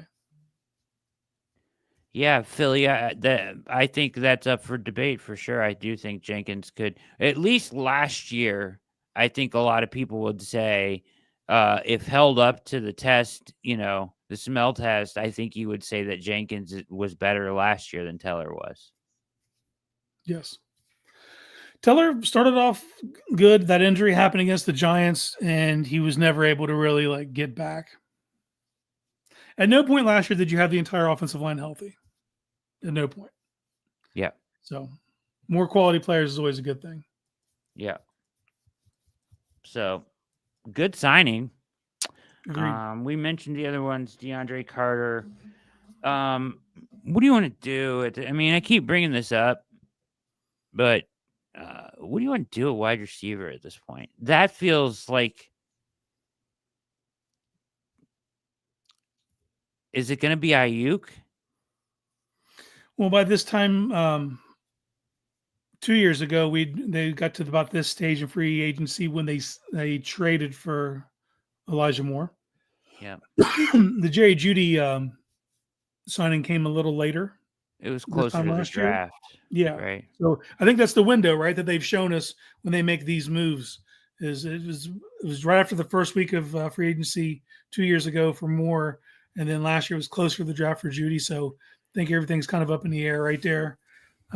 Do I feel like they're going to bring another guy in, a wide receiver? I do. I feel like they'll trade for someone. Yeah, I do too. Or at least I would like them to get both a tight end and a wide receiver, but and a free safety. It's the things that are needed, I believe. Yeah, free safety. I would sign. I'm fine with them signing someone there. Yeah, but I feel like there's a couple guys on the trade market, on the trade block at tight end that are worth the swing. Mm-hmm. Mayer and Pitts, right? And then some other guys, but also wide receiver. I don't think, like Drew points out, who's out there. Diggs I cannot believe that you would bring Stephon Diggs in to this locker room. Doesn't feel like the move, does it? And I don't think he cares for Stefanski much. I don't think he does either. And he is the diva of all divas, bro. That would not be great. And if you were talking 3 years ago, you would almost put up with some of it because what he was able to produce. But as that production goes down and his ego rises, we've tipped the scale now to where it's not worth it. It's not worth it. No, he's on the decline for sure. Yeah, so and his ego's not. His ego's still ascending. His ego is still raising right up. Yeah. Alec Pierce is a interesting name. I like that idea. A field stretcher. Yeah. It is skill set specific to something you definitely need on this team. Yeah. I like that name a lot. That would be very intriguing to me. I'll still listen to the Aiyuk talk. I know some people won't, but I'll still listen to it. Yeah. I'm never going to apologize for going after guys that are high talent guys, and I know he's rubbed some people wrong in San Francisco. I know that's happened. He's not a boisterous diva. He's not verbal about it. He's not in interviews running his mouth. It's a different kind of thing. It feels like it's a behind the scenes type of thing. But he got paid, so you'd think he would have been happy with that. But I was leading the charge last year. I was a guy that I was on board with. He got paid, and Pete has pointed this out that basically they both regretted it immediately. It felt like it, doesn't it? It feels like it was ugh. And he's kind of a dick. It seems like, which I'm fine. I don't care if you're a dick. Just don't be a problem. You know what I mean? Yeah. Be a good teammate. Yeah. Be a good teammate and make fucking plays, man. And play hard, make plays. Yeah. Make plays. But I feel like Diggs kind of goes beyond that And when we're talking about Alec Pierce is a field stretcher, Aiyuk is a 5-tool player. He does everything for sure. And if you're talking about no block, no rock, that dude puts in the work blocking. That dude he affects every level of the field. He's nasty after the catch. He does everything that I like in a receiver. So. Jeffrey, he is already signed to a long-term deal. He was paid last year, and the way they structured the contract, there was a lot of bonuses involved and whatnot. So it actually makes it a rather tradable contract. I think Jack said they would only need like $6 million of cap space to make it work this year, which is interesting. So. He's already on a deal. He was just paid last year, and it's very doable. So the question is his knee. Yeah, he didn't look right when he came back last year. Has the offseason been enough for him to? Did he come back? Yeah, he played. He got hurt like week 7, though. ACL, MCL. I don't think he came back. It wasn't torn, was it? He didn't tear him. I don't believe, did he? I thought he was out for the year. Well, I'm not going to close this window, so you can do the work of the chat. Can you get in there and tell me, am I right? Did he come back last year after the injury? I'm looking right now. They probably would have shut him down because they were out of contention by week 13, though. Yeah, the last game he played last year was October 20th. Then you're correct. He didn't look right before though. You know what I mean? Like, yeah, he wasn't off to a blazing start by any stretch. He only had one 100-yard game. He came back. Jeez. No, I'm incorrect. No, he didn't. He went to the IR. And there's no reason to push him to Dennis. Was it a torn ACL and MCL? Is that what it was? Well, let me look at what the exact injury was. I thought it was both. Yeah, and if it is, that adds way more concern for me. Yeah. Yeah, that is true. Because you're talking about someone week 7, so if you do sign for him, he's not going to be able to participate in anything during the summer. Would he even be ready for week 1? Yeah. I'm not even going to mention the fact he looks like Mike Tomlin. He looks just like him. Come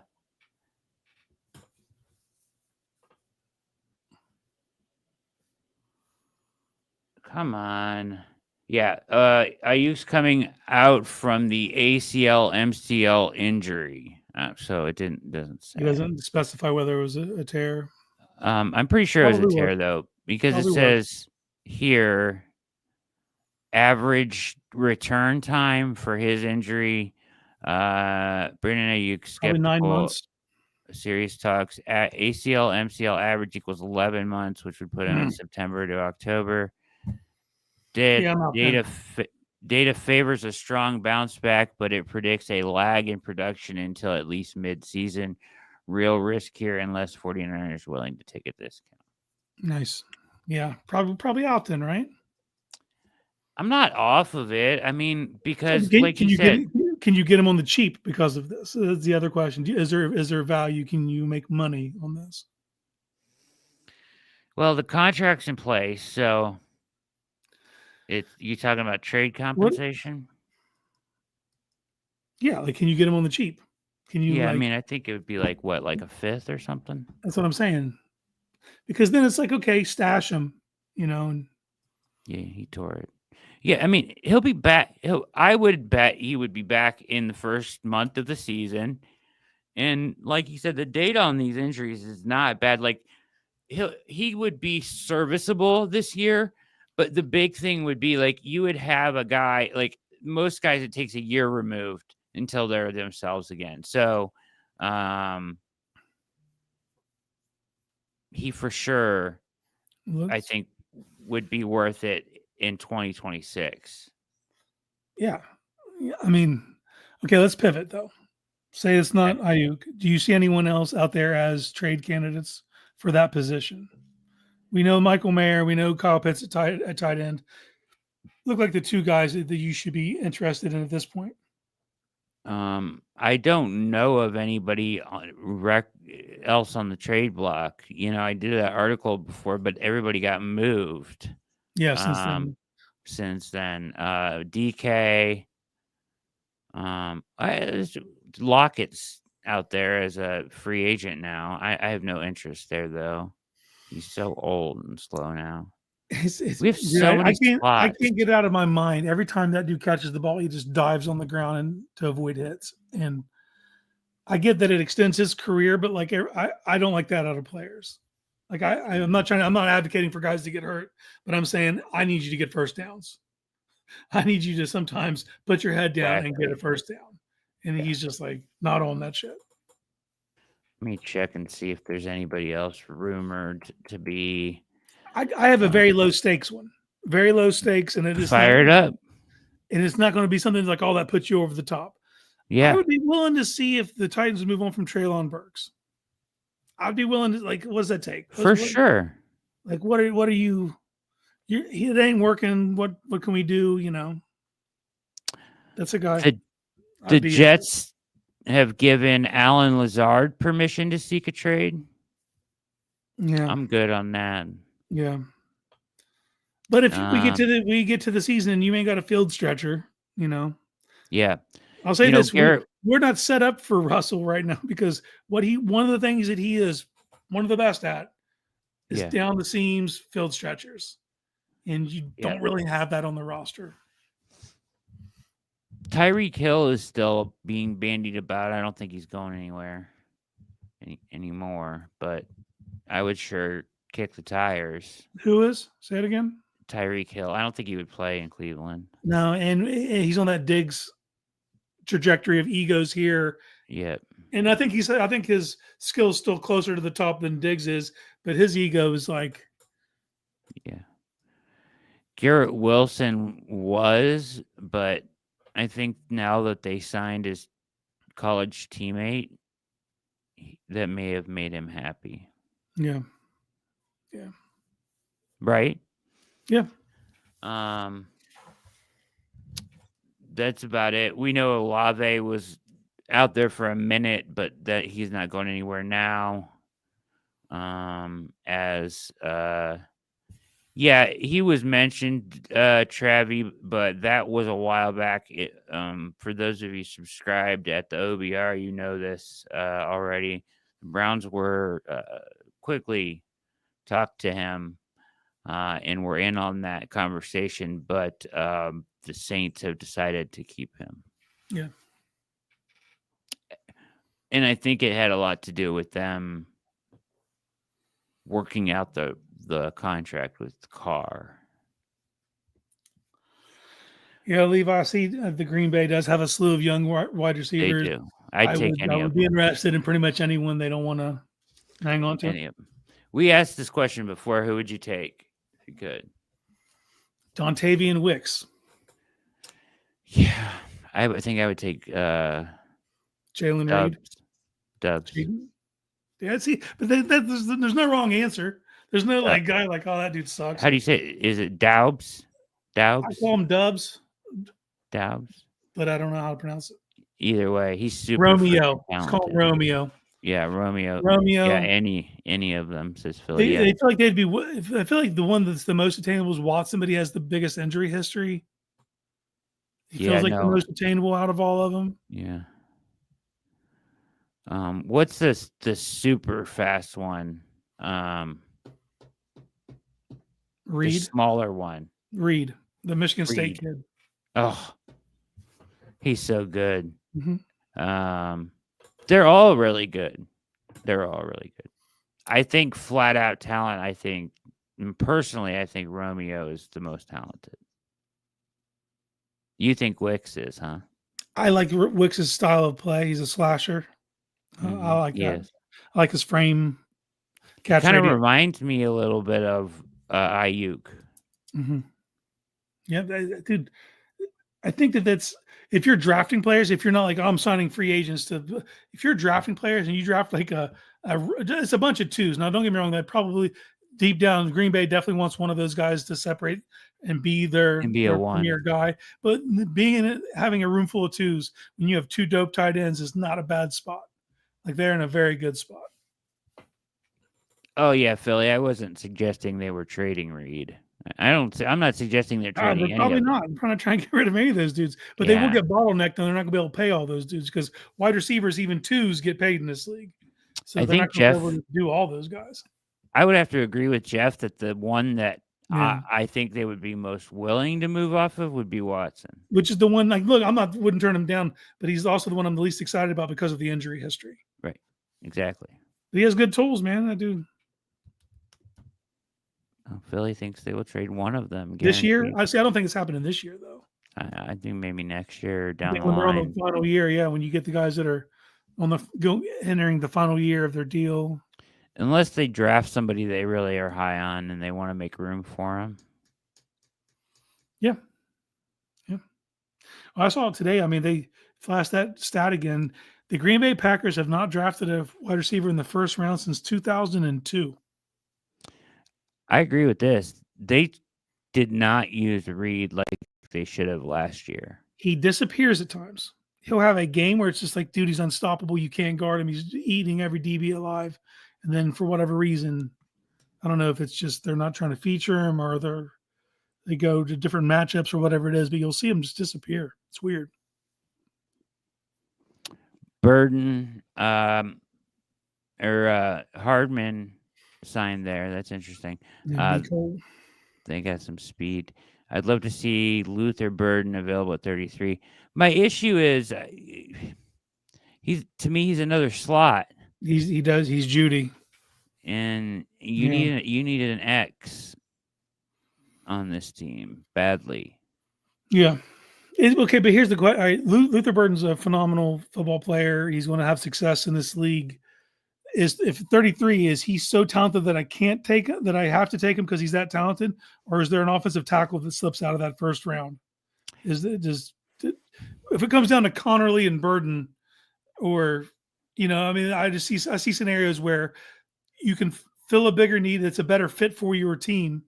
It might even be slightly less talented, but Burden's a hat on a hat. And unless they have grand schemes of moving Judy more outside, but I wouldn't. I would be completely happy letting him have the slot and build around that. Yeah, Philly, I picked up Savion last week in my mock. But he's a guy you're going to have to develop. He doesn't step right in and take care of that for you. But like if you're talking about in the league of just copycats and people have been searching for the next Debo since Debo, Savion Williams is an actual candidate to develop into something similar because of his skill set. And he's bigger, though. But he's a freak athlete and he's big. Same with the kid from Savion's better, but same with the kid from Tennessee. He's a big athlete too. Yeah, Thompson. Yeah, Thompson. Yeah, I agree.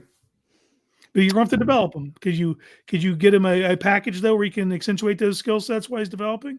Yeah, absolutely, you can. Yeah, absolutely, man. DeAndre says we need a safety. We do. I'm still pounding the table for Simmons. You need a vet. You need to get a veteran. You need someone to, at minimum, compete with Hickman. At minimum, that is as low as the bar is. But you need someone to do that, and you need a vet in that room. Someone, I just remember where we were a couple years ago because Delpit can do those things. I want to weaponize Delpit. I want him to be free to be a weapon. So I need someone to handle that back shit. I don't want him back there doing that. You can mix it up and do it every now and again, but I totally agree. Someone. I mean, and then if you want to draft someone, cool, but I need someone who can do it right away. Marcus Williams would be great too. Yep. I'd be 100% on board with that. 28 and a half years old. 8 years in the league, Baltimore. Be pricey. Mm-hmm. Him or Simmons. I like Simmons' leadership. Quality person. Add to that defense. So I think those are the two. I mean, the two obvious ones. I would be pumped if I woke up tomorrow and saw that they were in Berea. I'd be pumped.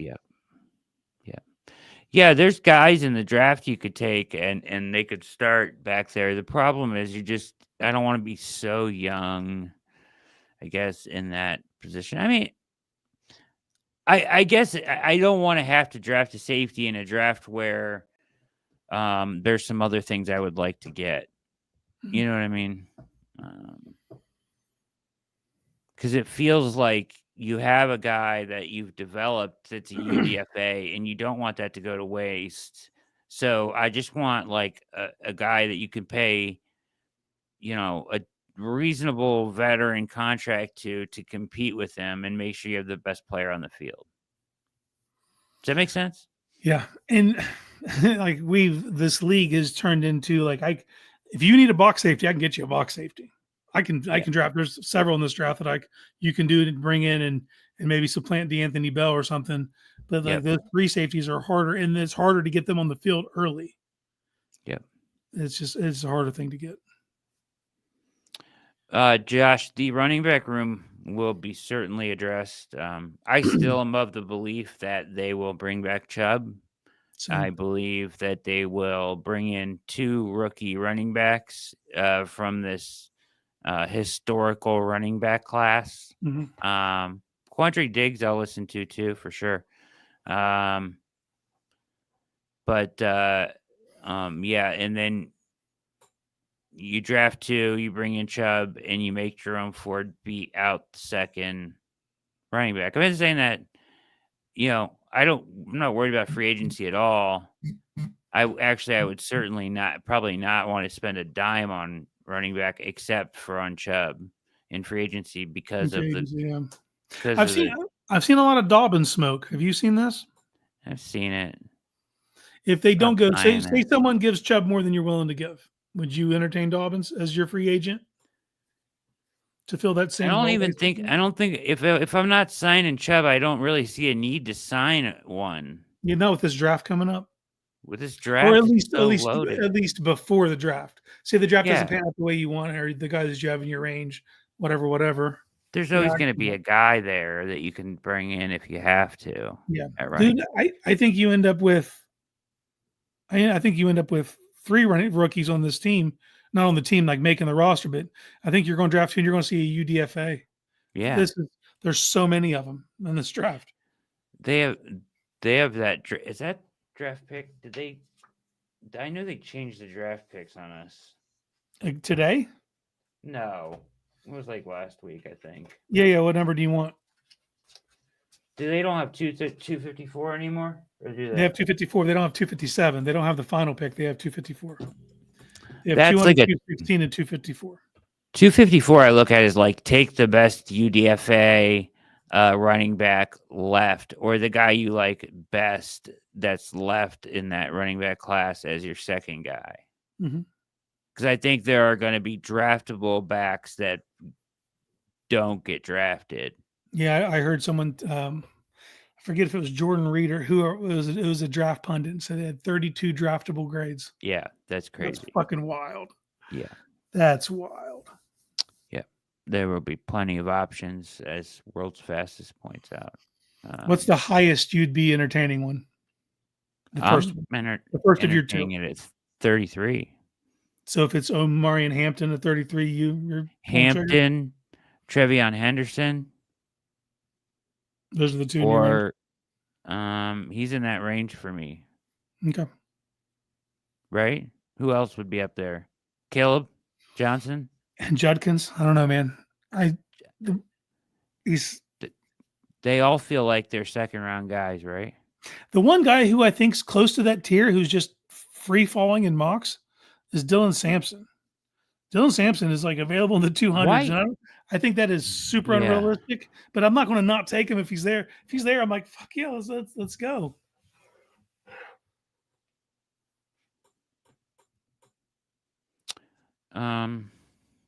Quincy mentioned Tayshaun Gibson for a year in the McLeod role. I feel like the loser of the, you bring in a vet and they have to beat out Hickman to be your free safety. I feel like the loser is in that role. Does that make sense? So if you bring Gibson in to battle out with Hickman, I guess I wouldn't. I role. guess I wouldn't think that Gibson could be my starting free safety at this point. He's the guy who's just hung on, dude. He's maybe. Yeah. Dude, he was a rookie in. Am I wrong? 2012. Yeah. He was a rookie in 2012 out of Wyoming. Yeah. He had what? How many picks he have his rookie year? 7? Or was it more? 7? A lot.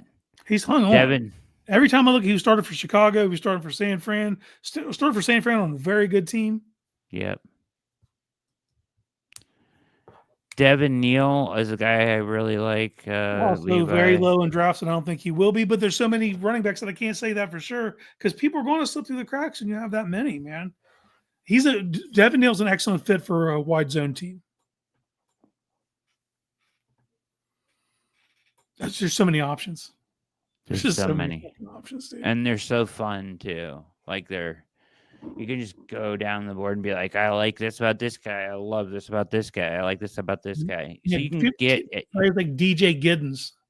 You know what I mean? Like unheralded. That dude's good, man. Yeah, they're all good.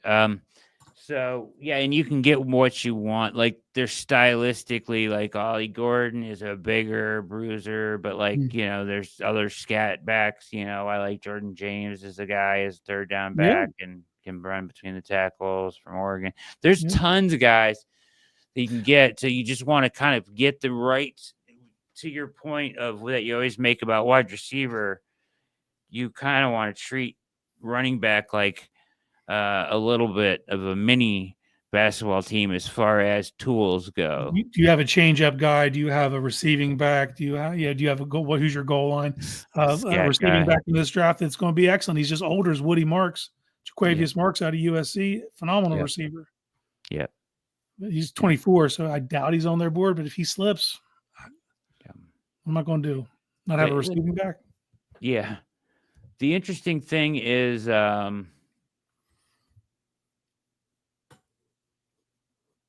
That's why I think, has anybody moved around besides Aaron Jones re-signed, right? Mm-hmm.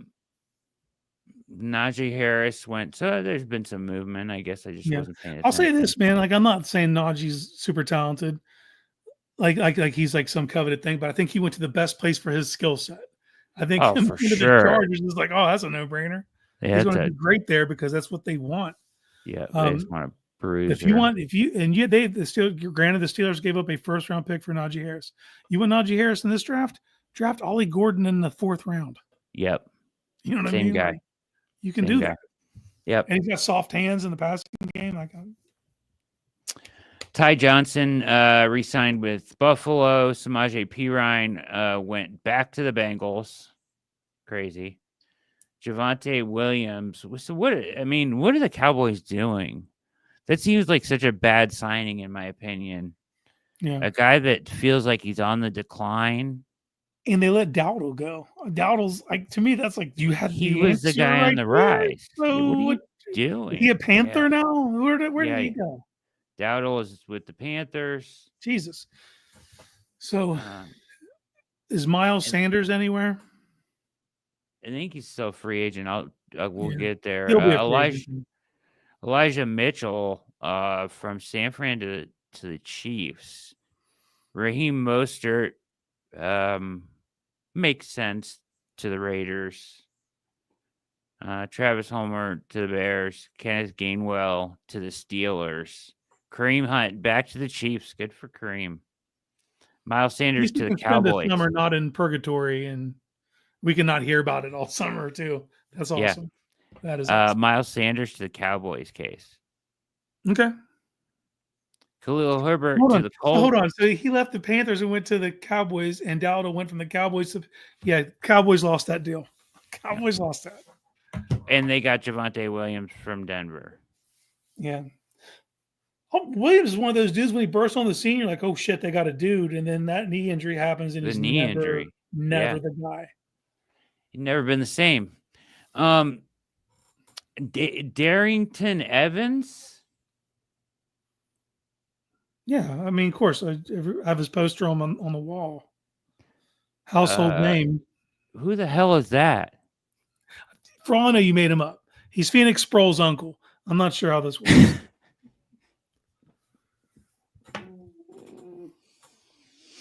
I never heard of this guy, but he got signed by the Buffalo Bills somehow. A future Hall of Famer. It's carved. Kini Nwangwu. I'm not making that up. You're making up sounds. I'm not making it up.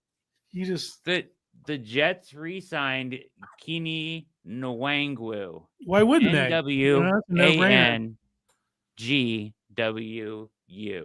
Off-season champ. Yep. Jeremy Nichols back with Washington. Alexander Madison. Boy, they just exchanged backs. Madison goes from the Raiders to the Dolphins, and the Dolphins traded Mostert to the Raiders. Or they didn't trade him; they signed him. Yeah, free agency. Yeah. Revolving doors. AJ Dillon to the Eagles was interesting. Yeah, that is. Julius Chestnut. What are you doing this? I'm not doing anything. That's his name. Julius Chestnut. Julius Chestnut re-signed with the Titans. Ronnie Rivers.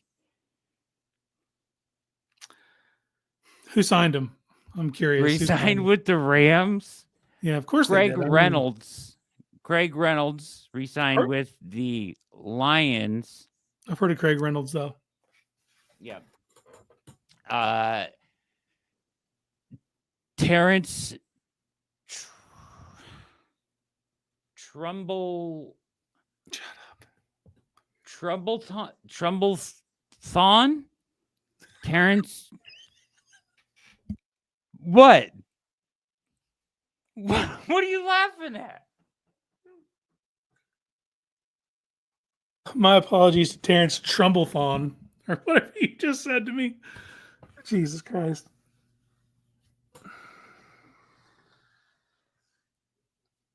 Okay.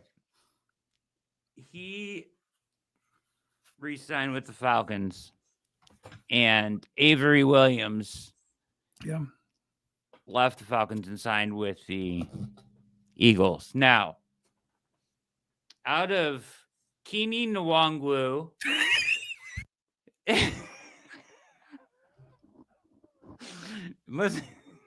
listen. Out of Kini Nwangwu, Julius Chestnut, Ronnie Rivers, Terrence Trumbulltron, and Darrington Evans, which one is made up?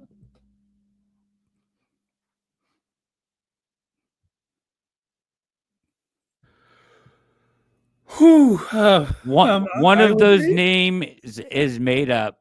Okay. You want to hear him again? Yeah, no, I'm going to say Julius Chestnut. I'm going to say Julius Chestnut is a made-up name. Incorrect. He is a legitimate player for the Titans.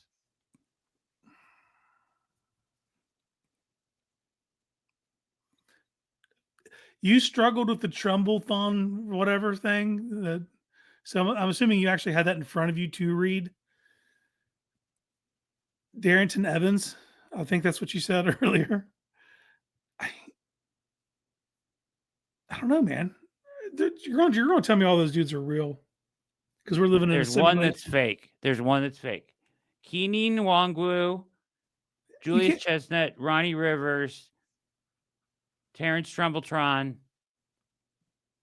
I think that's right. And then, yeah. Was there another one? Oh, Darrington Evans. Ronnie Rivers. No, he's real. Ronnie Rivers, Rams. Ronnie Running Rivers. Someone wrote Terrence Jumbotron.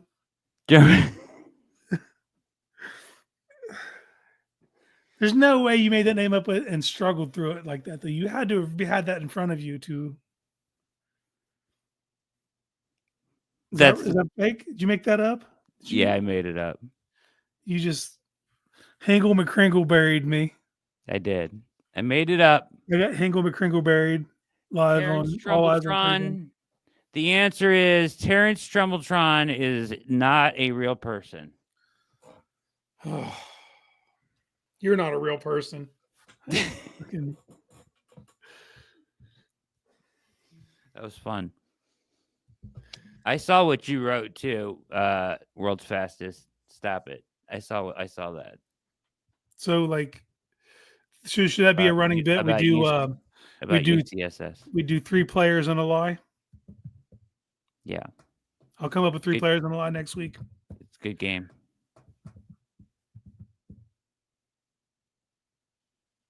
Chat, you pick the position. You tell me what position, then I need to come up with 3 players and a lie for next week. Tell them. Chat, you picked the position for 3 players and a Trumbletron.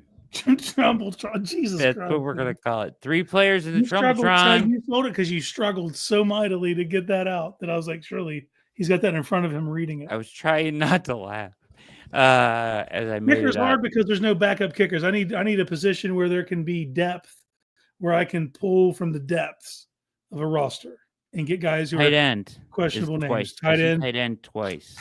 Tight end's it. Tight end has some gem names out there too. So the goal will be to find 3 ridiculous tight end names, obviously, and then make up one. So Hingle McCringleberry, dude. We're doing this. Yes. Okay. All right. I have my assignment. Thanks, chat. Good job, chat. Whitebeard will not be on that list because he is real and he is alive and fire in Cleveland. And he's tied in 2. As we said here today, Amanda's tied in 2. Yeah. Pickett to Whitebeard. The dream I've been dreaming in the turkey hole. In the turkey hole. Kenny Pickett to Wilson Whitebeard in the turkey hole. Just spamming that turkey hole. For 27. First down.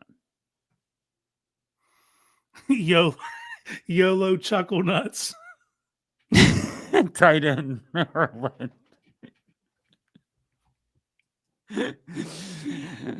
Oh. Chuckle nuts.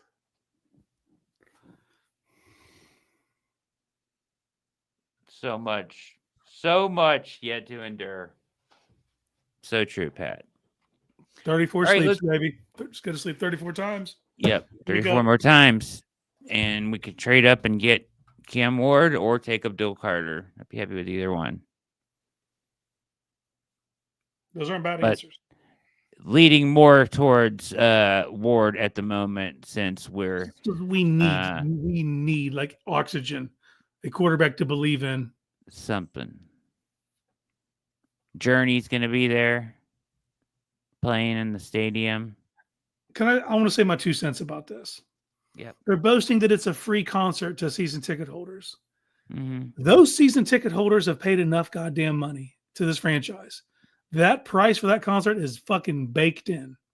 Don't give me this free nonsense. They have earned this Journey concert. Stop saying it's free. Pain and suffering has paid for this Journey concert. Yep. You're welcome. Yep.